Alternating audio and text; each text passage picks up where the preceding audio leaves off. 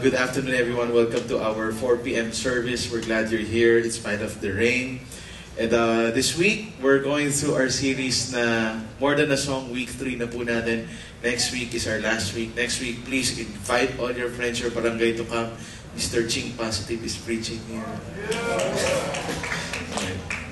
Parang natawa kayo, wala ako. Nasa singles retreat ako ng U-Bell, Victory U-Bell. So, I won't be here next week, but Ching Kitan will be here to speak. So, just an update of what has been happening this past few weeks. This is our Discipleship Day every Wednesday. We just celebrated, we just finished the booklet, How to Manage God's Money, for 6 weeks. Sobrang exciting because we've heard so many news, so many testimonies of people who now are better stewards of God's money. In just 6 weeks' time, ang daming paradigm na na-shift when it comes to money. And we're so glad to see so many people coming here, 100 plus people coming here every Wednesday. And this is our party. Every after ng booklet, nagpa-party kami dito. Meron kaming video okay, may potluck kami dito. And people will just bring food here and we'll just enjoy a time of fellowship. And so, ang next step po niyan, after ng Discipleship Day, marami po gusto na mag one-to-one. That's why we have our next step campaign. So if you want to further your growth in God and you want someone to do the one-to-one booklet with you, please approach us, approach your pastors or anybody wearing purple at saka yung mga Victory Group leaders po natin. Just approach them or the one who invited you and say, pwede mo ba akong i-one-to-one? Tapos pag sinabi niya, ako, hindi pa rin ako nag-one-to-one. Sabi mo, bakit? Ba't ka ganon? So pwede kayong dalawa, magpa-one-to-one na kayo. No? So just approach someone who invited you and they could link you up to us or to any other of our Victory Group leaders who are here. Also, some other events that were happening. This is our bike club, which I'm not a part of. Ito yung mga grupo ng mga 35 and above ata ito. No? They go biking in UP or somewhere, Antipolo, and they try to engage your friends, yung mga friends silang di nag-church, kasama po sa bike club, and then after that, nagkakape sila, and they talk about Jesus. It's exciting really because discipleship is doing what you love doing, at the same time sharing the love of Jesus to your friends. So napakadali, kung hilig nyo kumain kayo, tapos share nyo si Jesus. Right? And I think discipleship shouldn't be hard. It's something that you just normally do. It's a lifestyle for us. And so, just exciting na yung mga nangyari. Also, this week, we were able to talk with one of the things that we're praying for is that yung gospel hindi lang siya sa church or sa campus, kundi pati sa culture natin. No? And one of the great ways to engage our culture is actually through media. And we had our talk with the MTRCB chairman, Toto Villarreal, who came here, and we called some of the pastors of Victory Metro Manila and some of our youth pastors to join in that. Because of the so many shows coming out on TV today, MTRCB has only the power to rate the shows, but it always goes back at home. Ang dapat na nagre-regulate ng pinapanood sa bahay yung magulang dahil yung TV hindi yaya yan. Hindi mo yaya yan. No? So ibig sabihin, huwag mong iiwan yung anak mo sa TV and they get to be exposed to so many things if you don't regulate TV at home. They're having an advocacy, they're running this around, they want to train deputies to take part and train and go to the campuses and share about intelligent viewing for the next generation. And it's actually a very good advocacy and we're glad to be able to partner with MTRCB for that. Alright, so now let's go to the Word. And can we just pray first and just ask God to help us as we study the Scripture. Lord, thank you so much for this afternoon, Lord, even though it's a rainy afternoon. We ask, Lord, that as we study your Word today, na talagang makuha namin yung puso mo, what you want to say to us. I pray, God, that we would really look to the heart of God and the heart of Jesus when it comes to reading the book of Psalms. And Lord, we pray that this would minister to us today the same way as David was writing the book of Psalm. Alam namin, Lord, meron siyang pinagdadaanan at the time, and we know that in so many ways we could relate to what David was going through. Maybe in a deeper level or in a different level. But we pray, Lord, that it would minister to us today. In Jesus' name we pray. Amen. Alright, our topic for today is in times of injustice. Right? Ang ginagawa po natin for the past 2 weeks is we look at the life of David in the book of Samuel, and then he starts writing some of the psalm, at nirecord niya sa book of Psalm yung pinagdadaanan niya sa Samuel. Right? So, kinoconnect lang natin yung pinagdaanan niya, and then he started writing his songs and the psalm, and see what was in his heart and in his mind during the time. First week, talked about David and Goliath, where they went to battle. Last week, we talked about David running away from Saul because Saul wanted to kill him. Pero ngayon, hindi pa ho tapos dahil akala natin, pagod na si Saul, hindi pa pala, gusto niya ulit patayin si David. And so here we are again in 1 Samuel 24, where there was this time of really injustice for David, because for him, parang wala naman akong ginawa sa'yo, Saul. In fact, I served you well. But why do you want to kill me? Why try destroy my life? Why to believe the lies the people around you are telling that you want to kill me? And so, itong message na to, para to sa mga taong injustice was done to you. And you're saying, I could relate with David. You know, I don't know what to do. I'm against the wall. I'm parang wala na. Parang nakatrap na ako dito. What does God want me to do in this situation? At the same time, these are for people, maybe you're here today and you did injustice to someone. That up until now, hindi ka makatulog sa gabi dahil kinokonsensya ka pa rin sa lahat ng ginawa mo dati, including kahapon. Okay? Yung mga pinagagawa mo, tas alam mong malito, pero ginawa mo pa rin, and it has brought about harm and injustice to someone else. And so, this chapter in this psalm, really talks about all of us, because all of us were either in the two sides of the spectrum.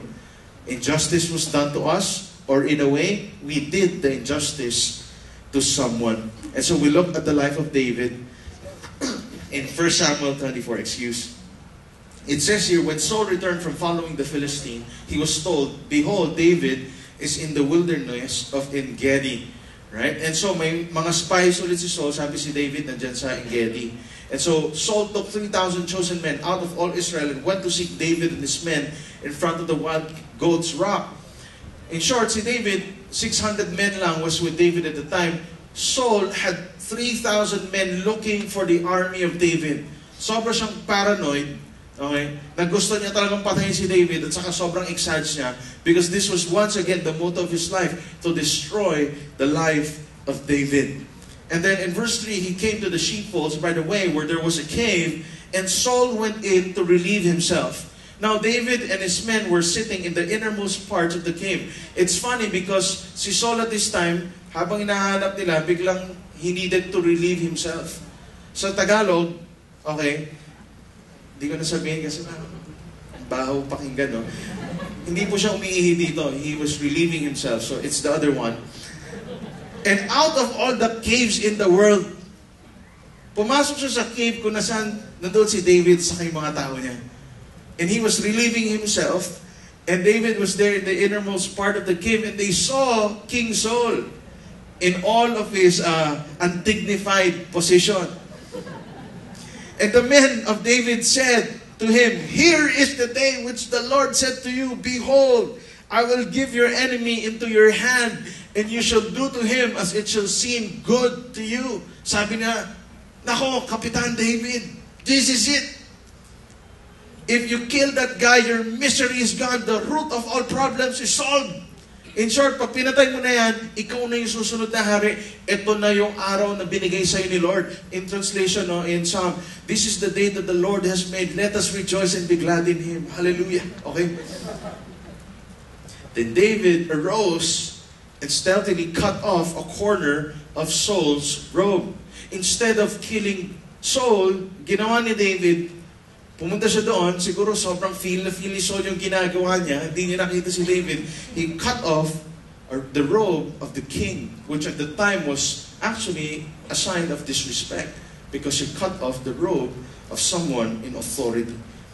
You know, you look at this and you read this, and some of us were saying, ito na yung pagkakataon, binigay na to ni Lord, this is the opportune time, you know, we were born for such a time as this. Parang lahat na ng quotation about the Bible na gusto mong sabihin, ito na to, blessings na to ni Lord, binigay na sa'yo ni Lord to, shortcut na to, this is the way.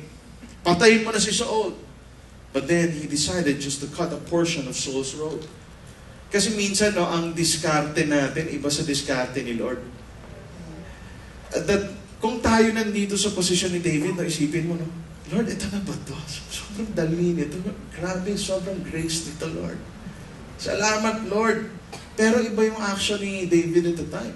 Instead of killing Saul, he just cut off the robe. Now, maybe some of his men were saying, ano ba? Obvious naman, David. Patayin mo na yan. Stress na tayo dito. Ilang buwan na tayo tumatago dito sa akin. Hindi pa tayo naliligo. You know? Gusto ko na rin umuwi sa misis ko. Ayan na yan. Ito na to. Binigay na ni Lord. Diba sabi, magiging hari ka? This is your day. But David said, no, I cannot. So he just cut off the robe of the king.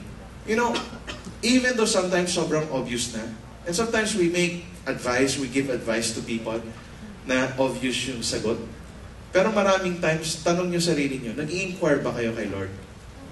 Because David was known as a man who would inquire of the Lord. He would always ask the Lord, before making something major in his life, he would inquire of the Lord. And this was something major. He was about to kill the king of Israel.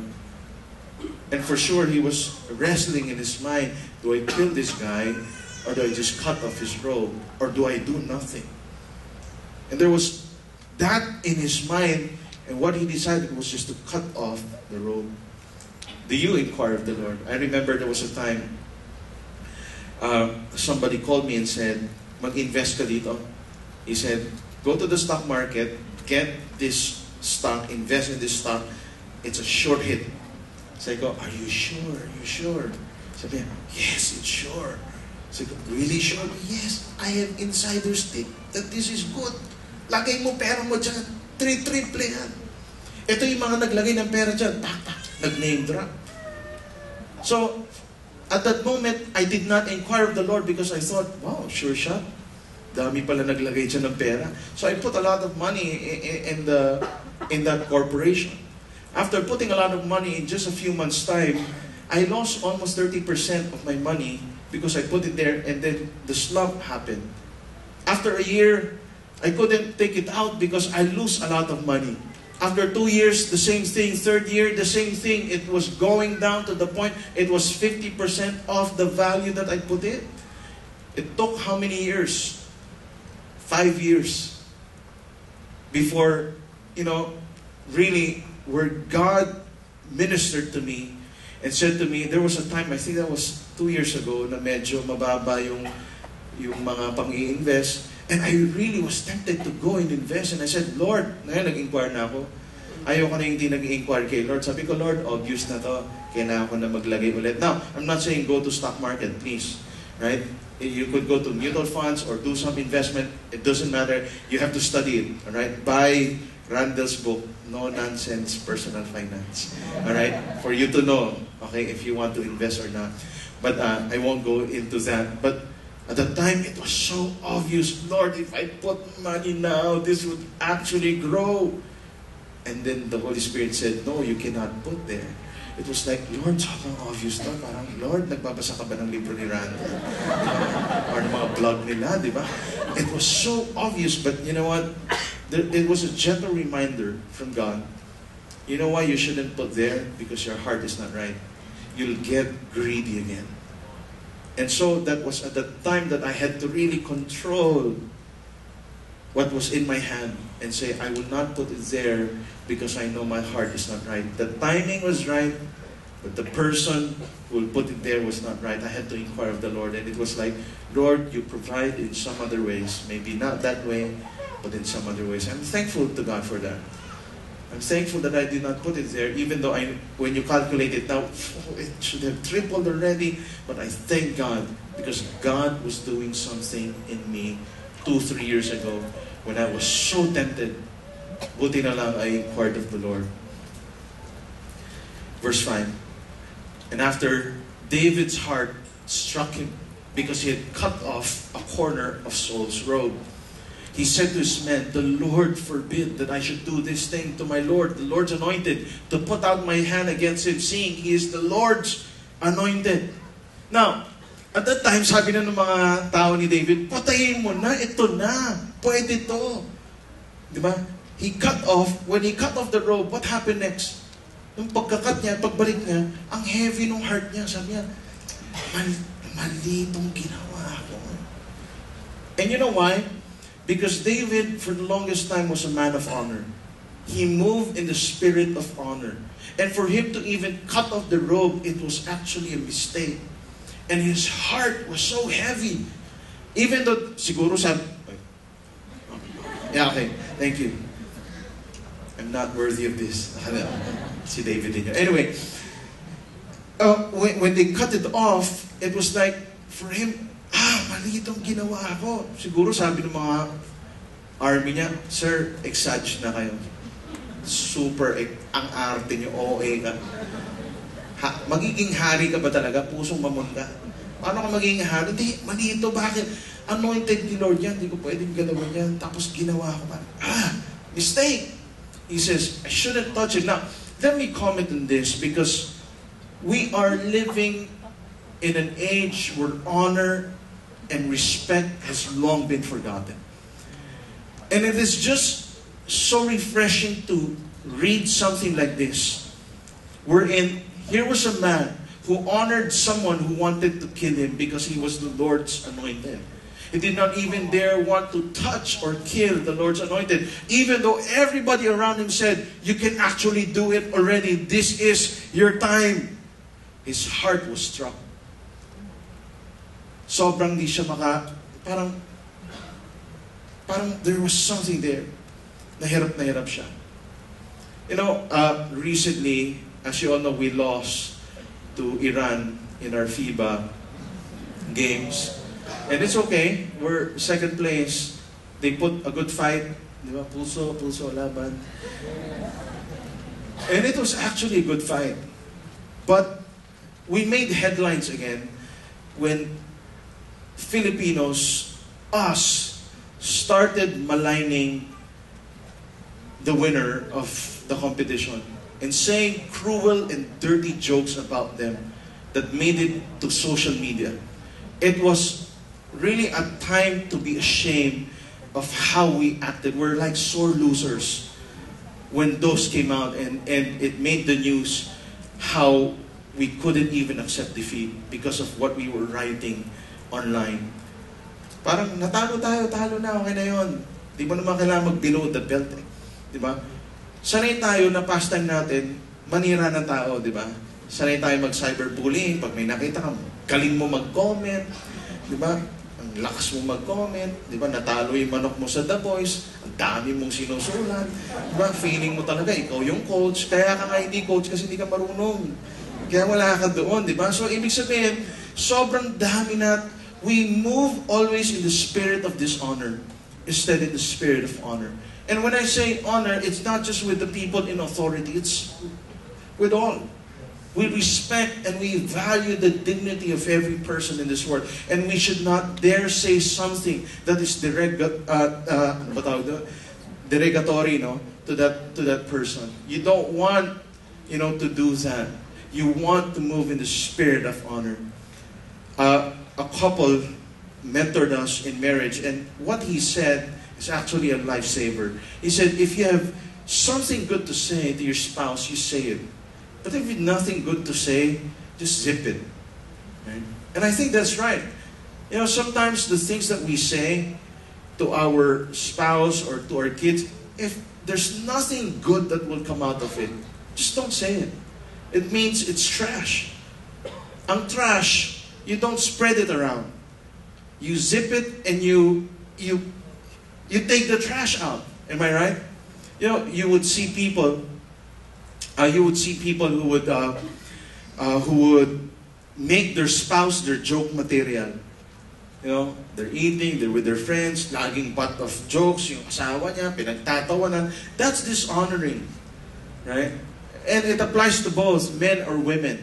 It's dishonoring. When somebody does that, it's below the belt. It's not moving in the spirit of honor. Because you're trying, pag yan ginawa sa'yo, can you take it? Tayo minsan, galit na galit tayo. Sinulat ni Dan Brown, ganito yung Pilipinas. Ganyan-ganyan. Boycott lahat, boycott yan. Pero pag tayo naman nagsabi, parang okay lang. Yeah. And we kind of have two standards when it comes to justice. Gusto natin, pag may gumawa na masama sa atin, justice shall prevail. Pero pag tayo may ginawa, pwedeng patawad, kamali lang. Di ba? And it's and again, even in our family, not just during joke time or ano, even how you talk to them, how do you talk to your spouse? Sobrang, lagi ka bang sumisigaw sa asawa mo? That's dishonoring. Right? If you're the man and you think you can control your wife by shouting, that's something cowardly that you do. You move in the spirit of dishonor. You don't do that to your spouse. Wives the same way, you don't shout to your husband, right? Or nag your husband all the time. Sometimes okay, all the time not okay, right? Why? Because it's moving in dishonor. All right? You want to put them in a high premium, high value. Learn how to listen to them, and that's honoring them. That's why also one more rule in our house is if I heard some trash outside being said about my family, we don't put it inside our house. I hear something that was said about my spouse, I don't even tell her, honey, sabi ni ganito, ganyan. Kaya hindi totoo. It doesn't even have to come to her, right? Because when I know it's trash, we throw it away. Right? No matter where it came from, whether it's from parents or grandparents or uncle or auntie, if it's not true, it's trash. We don't bring it to our home. Right? When I hear someone commenting about my kids, if it's trash, it's trash. They don't need to hear it. Right? And it's the same thing with our staff here. When I hear something that's not true, if it's trash, it's trash. That's why when somebody would complain, a member, about our church, we move in the spirit of honor. It means we don't just believe that person, we hear two sides of the story. Why? We want to protect you. May nag-complain, may member ka raw, ganyan. Ganun ba? Sige, tatanong namin. Hindi yun, ay, oo nga, mukha nga. Diba? No, you move in honor. Right? And David moved in honor because he knew it was the Lord's anointed one. And so he did not even want to touch the person. So David persuaded his men with his words and did not permit them to attack Saul. And Saul rose up and left the cave and went on his way. Sabi niya, wag na natin gawin to. Mali ito. Kung papatay natin, mali ito. Mali na nga yung ginawa ko, nakinat ko na yung robe niya. This is not right. Let's not do this. Let's believe that it is God who's going to give us the justice that we all deserve. Let's not take it into our own hands. You see, the major question when there's an injustice that's done to you is how does the Lord want us to use this occasion? Most of the time kasi kung may injustice na nangyari sa atin, dinaya tayo, niloko tayo, and all sorts of injustice. Ang una nating response is, anong pwedeng gawin dyan? Diba? How can I hurt him the most because of what he has done for me? I just want justice. You know? Now, kasi kung ganun yung perspective natin, which David hindi ganun yung perspective niya, we're making it again all about us. And we take God out of the equation. It's like we want to fight the battle for ourselves. When, as you know, in week 1, David and Goliath, it is Jesus who fights the battle for us. Last week, it is Jesus who is our strength. And now, in times of injustice, nakakalimutan natin yung lesson 1 and 2 natin. Na si Lord yung pwedeng lumaban sa atin, at kay Lord ako kakapit para mas malakas ako. And we take matters into our own hands. Rather, what we need to ask is, Lord, how are you going to use this occasion? David's men saw it as an opportunity for revenge, but David saw it as an opportunity to show mercy and an opportunity to answer his own prayer for vindication. It was like, Lord, pwede ko nang gawin to, no? But I'm waiting that you be the one to do it. Because sa totoo lang, no? Honestly, right? Pag si Lord ang gumawa, mas okay eh. Kasi pag tayo gumawa, pwedeng palpak pa eh. Or kung tayo gumawa, hindi ganun kasakit. Di ba? Or hindi natin na paano gagawin ni Lord, no? He could go both ways. You don't know how the Lord will do it. But I guarantee it is better if you let the Lord do it and vindicate you. And not do it yourself. So it's a choice we need to make. Is this all about me again? How hurt I am? How he did this to me? Or is this all about what God can do so people can see who this God really is in my situation? Diyan lalabas eh. Kung kinino ba ulit ito? Is this about me? He hurt me. He destroyed my life. He destroyed my family. Or, Lord, paano ba ito, Lord, na ikaw yung makikita dito sa sitwasyon na ito? Sa totoo lang, ang sakit-sakit ng ginawa niya sa akin. Lord, you be the one to bring justice because you are the Lord who is just. You are the Lord who vindicates. You are the Lord who judges people. Verse 8. Afterward, David also rose and went out of the cave and called after Saul, "My Lord, the king." And when Saul looked behind him, David bowed with his face to the earth and paid homage. Grabe no? Sobrang respect at yung honor ni David kay Saul. This was the man who was trying to destroy him. He moved in an act of respect towards the king. You see, if you understand it is the Lord who will fight your battles, you will move in respect even with your enemies. Sa world kasi laban. Ganun ah. You spread lies about me, you destroy me, papakita ko sa'yo. Lalaban ako. Hindi ako duwag. I can do all things through Christ who gives me strength. May verse ka pa to justify what you're about to do. You seize the opportunity for vindication and vengeance.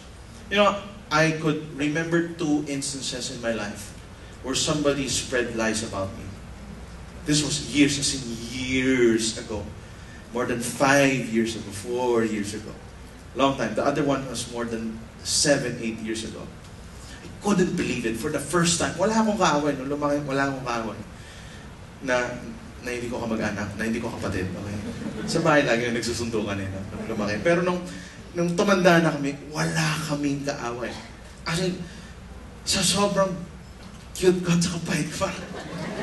There's no way magkakaroon ako ng kaaway. And then there's 2 similar instances, different accusations, where a lie was spread about me. It was so unthinkable. Sabi ko, sasabihin niya yun? Pag nakikita kami, ang bait-bait niya sa akin. Hindi niya gagawin yun. Ano sabi niya? Hindi niya sasabihin yun. Until we confirmed that he actually did it. And it was so hard for me. And you know what? At the time, what I wanted to do in the flesh, I wanted to vindicate myself. It was like, alam mo, pag pinagharap kami, kaya kong talo sa korte yan. Kung may korte man dito sa simbahan. Di ba?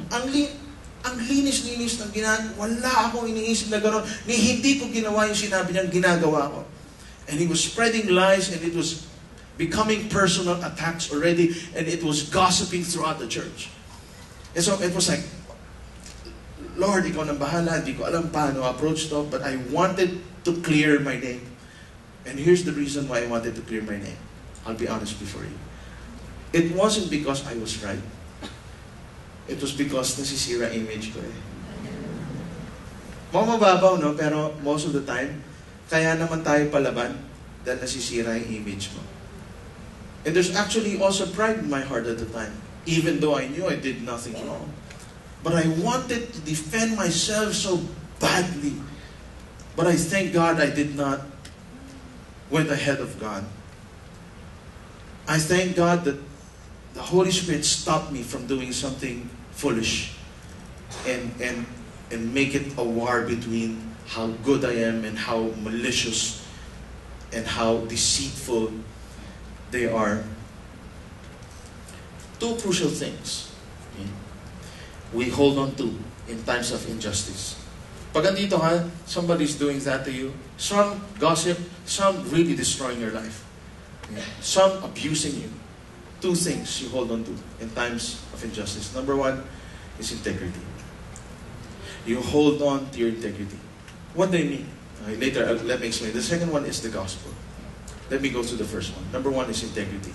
Sabi ni David sa Psalm 7, which is actually so familiar also with the story, was that the Lord judges the peoples. Judge me, O Lord, according to my righteousness and according to the integrity that is in me. In short, pag feeling mo may injustice, ang pwede mong panghawakan lang is actually your integrity. Hindi ka pwede mag-pray kay Lord na, Lord, judge mo siya, pero alam mo may ginawa ka rin. Marami sa atin, kasi pagka, and this is so familiar, no? When you hear one side of the story, it's always the other one who's evil. May away. Kinausap mo yung lalaki. Ganito yan eh, ganito yan, ganito yan, ganito yan. After 30 minutes, pwede kong conclude, asawa mo, witch. Sa lahat ng pinagsasabi mo, grabe. Grabe talaga yan. Until you come and probe them with questions like, ikaw sa tingin mo, bakit ganon? Anong ginawa mo kaya siya nagkakaganon? Una, defend pa yan. Pero the more you probe, you start to see, may problema ka rin. Actually, ikaw ata yung problema.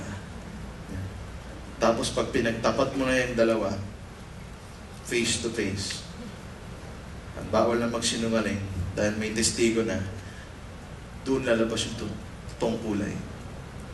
Ibig sabihin, hindi mo pwede sabihin injustice pag alam mong wala ka integrity. Ibig sabihin ng integrity, it came from the root word integer, okay, which comes from my favorite subject, math. Okay? Favorite subject that I like to skip, okay, which is math. Okay? Integer means whole number. Okay? Hindi siya fraction, buo siya. Kung person of integrity ka, buo ka. Buo ang kwento mo. Hindi nagbabago. Mabilis mo maspat ang sinungaling eh. Tanong ka lang na tanong, mag-iiba na yung kwento niya kasi nakalimutan niya na yung sagot niya nung first few minutes eh. And he or she would cover up one lie to the other. Right? And so you actually see, ay, hindi na buo yung kwento mo. May binabago ka na. May ini-edit ka na. Right? And so David said, on my part, Lord, judge me according to your righteousness and the integrity that is in me. Sabi niya, Lord, buo ako. Wala akong ginawa. I am clean. I know these are all lies. These are not true. And David was able to declare that. That's why he can hold on to it. Bakit? May integrity. Ibig sabihin, huwag kayong masyadong defensive. Pag merong kayong hater, or meron kayong somebody's doing injustice to you, huwag masyadong defensive. Kasi pag alam mo totoo yan, lalabas yung totoo. And people can actually see. Yeah. Mukhang mas maniniwala ako dito sa isa kaysa dito sa isa. You know, the person I was telling you about, one of them said sorry to me this year, after 3 years. When he said sorry to me, I cried. Why? Hindi ko alam na 3 years ko na pala itong parang ang bigat-bigat sa akin kasi nagkikita kami. Tapos pag nagkikita kami, parang para sa kanya wala lang. Pero alam ko lahat ng sinabi niya sa akin. So nag-sorry siya sa akin parang, thank you Lord. Okay. But I was quiet. Nobody knows. But when he said sorry, it was like I was vindicated. And I thank God, God did not bring about judgment upon his life.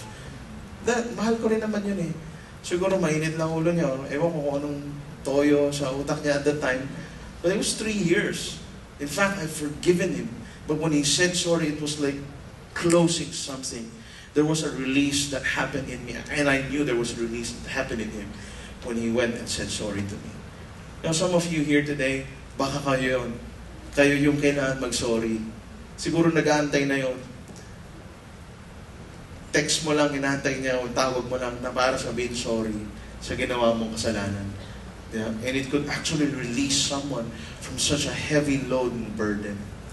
So let integrity hold you in times of injustice. You don't need to hide if there is nothing to hide. Tama ba? Kahit magpa-interview kayo sa Inquirer, kung wala kayong tinatago, wala kayong tataguin. Am I right? God will be the judge. Sometimes, our problem also is that when it comes to others' mistake, we're very quick to judge. But when it comes to our sin, we want mercy. David, in his mind, in his heart, treated Saul the same way he would want it to be treated when he would be king. Ano sabi niya? Buong-buo yung loob ni David, verse 9. I love this conversation. That's why I put it in the keynote, even though it's small. David said to Saul, why do you listen to the words of men who say, behold, David seeks your harm. Behold, this day your eyes have seen how the Lord gave you today into my hand in the cave. Sabi ni David, Saul naman, ba't ka ba naniniwala sa mga tao around you? He said, look, I spared your life. Why listen to them? Now, just a tip, a life-saving tip for all of us here in this room. When somebody says something, don't believe agad. Even though close friend mo yan. Get both sides of the story. Okay? Don't believe just one. Imagine mo, no? Kunyari, kausap ko si Shell, tapos galit pala siya kay Chinky. Example lang. Example lang, Shell. Okay? Hindi ba kayo galit? Okay. Alright. Sabihin ni Shell, si Chinky, ganyan yan. Actually, kaya mayaman, kurip talaga yan. Ang daming pinagsasabi, chink positive, sobrang negative yung vibes ko dyan, parang ganyan. Diba? So lahat na pinagsasabi niya. Pag hindi ko kilala si Chinky, at nakikinig ako kay Shell, dahil kumari ko siya, sabi ko, ganun ba? Oh, grabe plastic pala yan, no? Grabe naman. So kung magkikita kami ni Chinky, anong ugali ko sa kanya?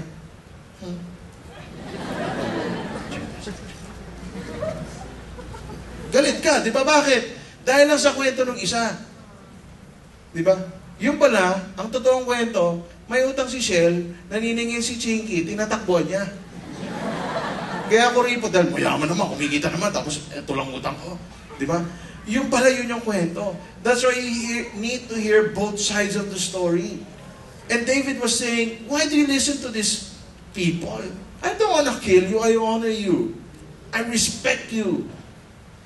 You see, I just cut off a robe, a part of your robe. Behold, and some told me to kill you, but I spared you. I said, I will not put out my hand against my Lord, for he is the Lord's anointed. See, my father, see the corner of your robe in my hand. For by the fact that I cut off the corner of your robe and did not kill you, you may know and see there's no wrong or treason in my hands. It's so clean.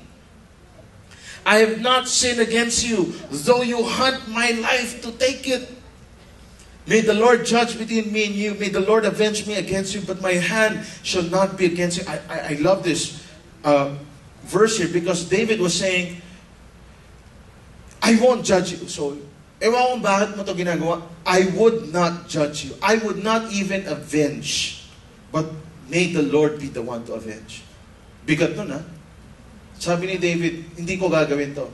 Hindi kita kakawayan. Pero ang kaway mo si Lord. Hindi ako. Wala kang maririnig sa akin. Kasi hindi ko tweet to, hindi ko Instagram yung robe mo. Okay. Nakakaya at napicturean ka pa namin nakaupo dyan.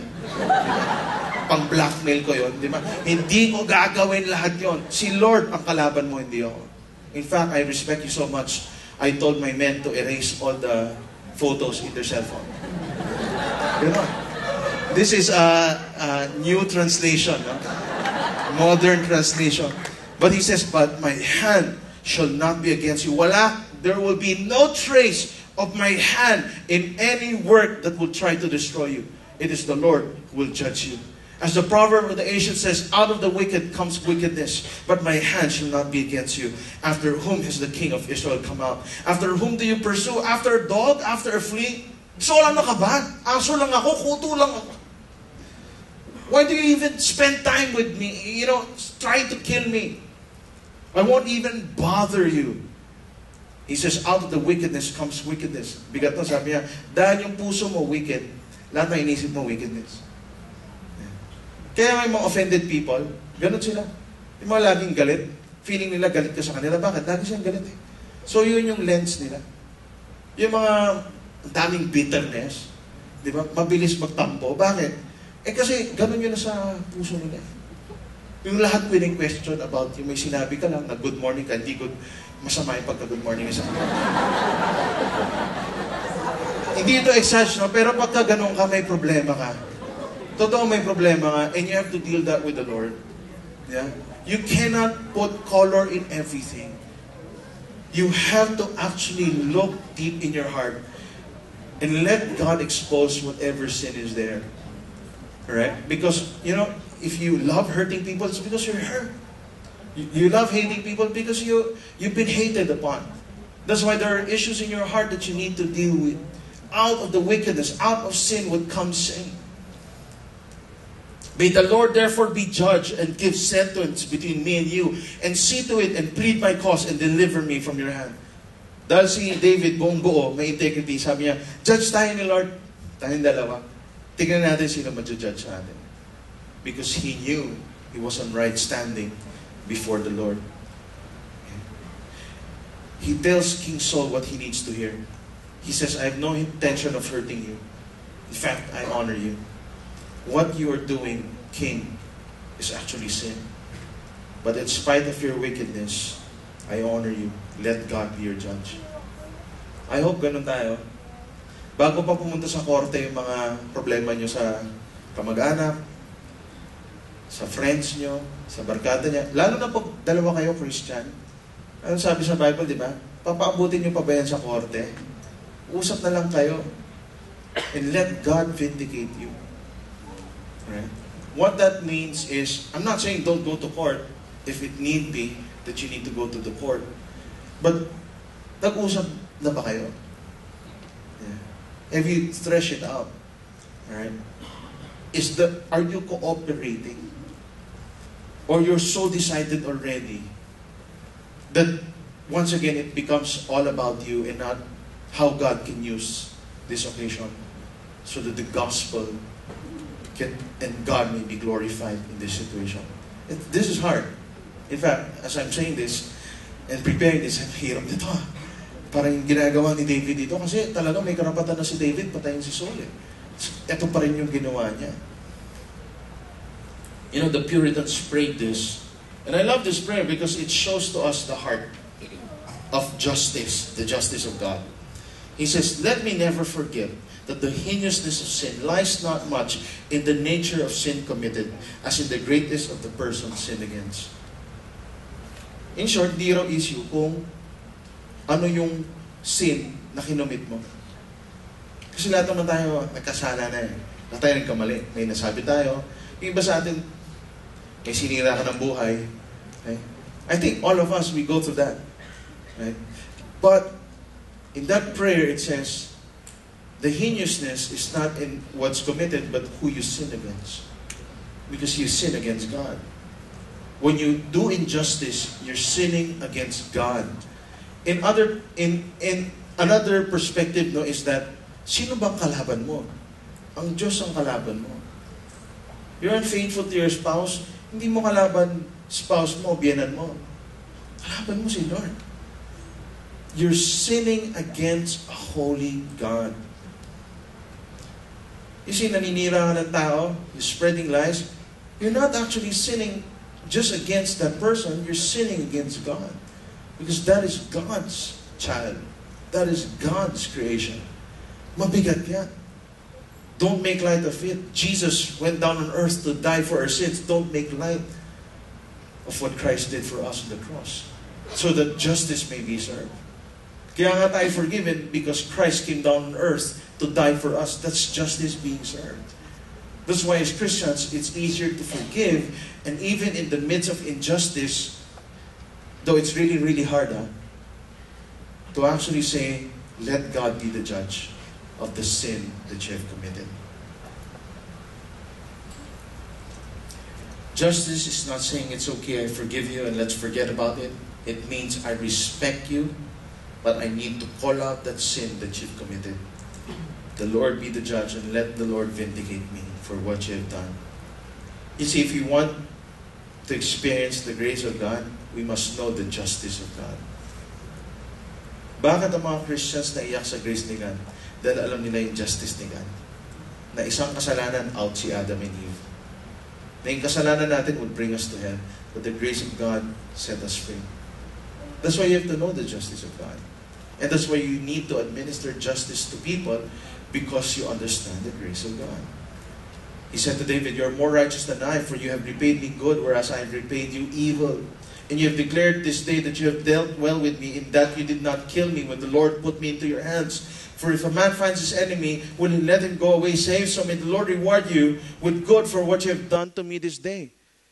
And then Saul makes a pronouncement. And now behold, I know that you shall surely be king, and that the kingdom of Israel shall be established in your hand. There's always blessing for those people who trust in the Lord to vindicate them. Mismo na yung kaaway nagsabi, ikaw nga yung magiging susunod na hari ng Israel. Let me end with Psalms 57, where David wrote this and said, be merciful to me, O God. This was the song he wrote when he experienced this. He says, be merciful to me, for in you my soul takes refuge. Sa'yo ako tumatago, Lord. In the shadow of your wings I will take refuge till the storm of destructions pass by. I cry out to God Most High, to God who fulfills His purpose for me. He will send from heaven and save me. He will put to shame him who tramples on me. Sabi ni David, yung mga gustong sirain ako, actually sila yung masisira. Yung gustong sirain yung buhay ko, kininong buhay ang nasira. God will send out His steadfast love and His faithfulness. My soul is in the midst of lions. I lie down amid fiery beasts, the children of men whose teeth are spears and arrows, whose tongues are sharp swords. May mga ganun ba kayong friends? Right? Talim. Pag may sinasabi. Nasusugatan ka na kahit hindi totoo. But there was quiet, assured confidence in the Lord even amidst the danger. David was like saying, they're doing all this, but I know where I stand. My integrity is intact, and I know my God loves me, and my God will protect me. His steadfast love is with me. Be exalted, O God, above the heavens. Let your glory be over all the earth. What it's saying is that my heart is steadfast, O God. My heart is steadfast. I will sing and make melody. 4 times niya na sinasabi, steadfast daw yung love ni Lord sa kanya. At dahil doon, steadfast din siya kay Lord. Ina-assure lang siya ng pag-ibig ni Lord. Sabi niya, gawin nila lahat yan sa akin. Okay lang, love ako ni Lord.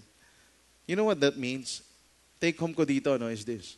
God doesn't just promise to fight for us, which was week 1. Week 2, God did not just promise to give us strength in the midst of our weaknesses. But the great news is that He also judges the people who go against His people, His righteousness, and His plan. Ibig sabihin, the plans of the enemy, they will fail. Why? Because our God is a just God. Now, let me end with this.